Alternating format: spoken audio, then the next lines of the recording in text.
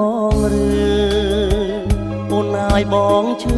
កុំអើយបងលឺពាក្យថាឈប់ស្នេហ៍ពាក្យនេះធ្ងន់ណាស់អូនកុំបដូរផ្លាំងក្រឡាំងកិច្ចការត្រូវចេះធ្នមថែបីបងបំពេកុំគ្នាចិត្តឡើយឈប់ស្រឡាញ់ព្រួងអ្វីឬអូនមានថ្មីចង់ផ្ដាច់និស័យអស់អាល័យហើយឬមួយគ្រួសារបងខំចិន្តាមេត្តាអូនឆ្លើយសុំគុំតោះតើយឲ្យបងបានស្បើយស្គាល់ក្តីរីករាយដំណើរជីវិតគឺត្រូវរិះគិតសាងសិលសាងទានខន្តីជាស្ពានទួខ្សត់ធនធានគង់បានសបាយគឺចិត្តនឹងចិត្តជឿគ្នាពិតពិតដោយឥតคล้ายคล้ายរកដំណងស្រាយបន្ទន់ទាំងកាយទាំងវាចាចិត្តនៅតែស្រឡាញ់អូន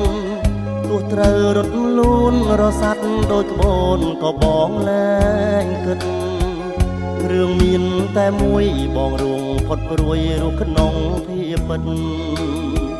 ឋានសួគ៌ដុសិតគឺស្រង់វមិត្តរស់ជាមួយបង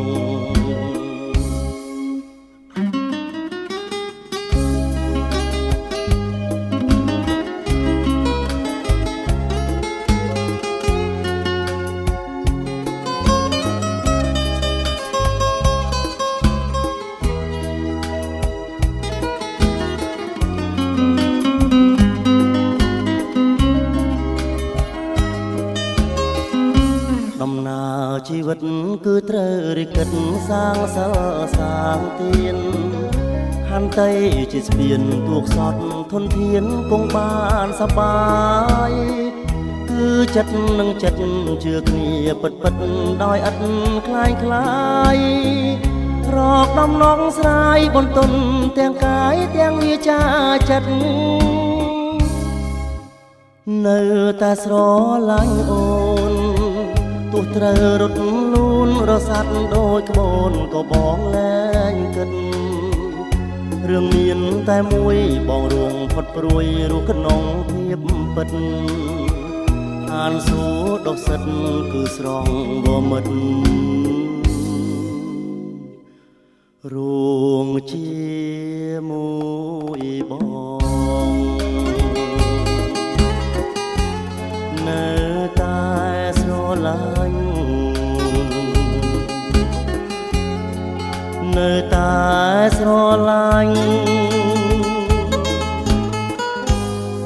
នៅតែស្រ